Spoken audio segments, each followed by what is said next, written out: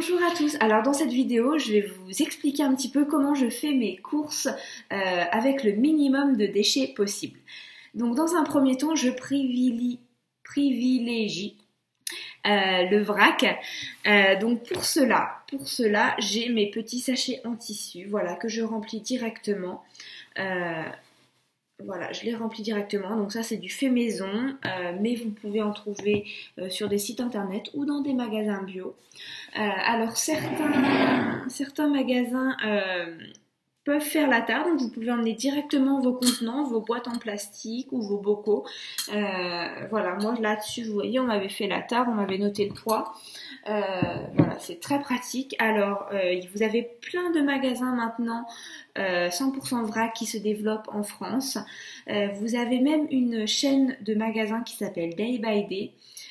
Qui est génial, c'est un peu le paradis du vrac. J'ai eu l'occasion d'y aller une fois, j'en ai pas près de chez moi malheureusement, mais c'est vraiment génial. Voilà, j'espère qu'un jour il y en aura un près de chez moi parce que c'est top. En attendant, je fais mes courses beaucoup dans les magasins bio parce qu'ils sont très bien fournis en vrac. Et vous avez maintenant également les magasins Auchan qui développent ce concept, qui développent des rayons comme ça en vrac, donc c'est super, ça se démocratise un petit peu. Voilà, donc ça c'est pour ce qui concerne le sec, les pâtes, le riz, la farine, etc. Et par contre pour la viande et la charcuterie par exemple, j'ai mes petites boîtes en plastique que j'amène, on me les remplit directement. Voilà, donc j'évite de faire mes courses au maximum dans les grandes surfaces, dans les supermarchés. Par exemple pour la viande, je me fournis dans un magasin de producteurs qui est pas très loin de chez moi. Voilà, c'est la vente directe en fait du producteur au consommateur. Donc ils font de la viande, de la charcuterie, il y a également des fruits et légumes, il y a même des produits laitiers, il y a également de la farine, des lentilles, etc. Donc moi je me fournis juste pour quelques produits laitiers, la viande et les légumes parce que sinon le reste a de l'emballage, donc voilà, ça, je préfère aller dans des magasins bio du coup pour le reste.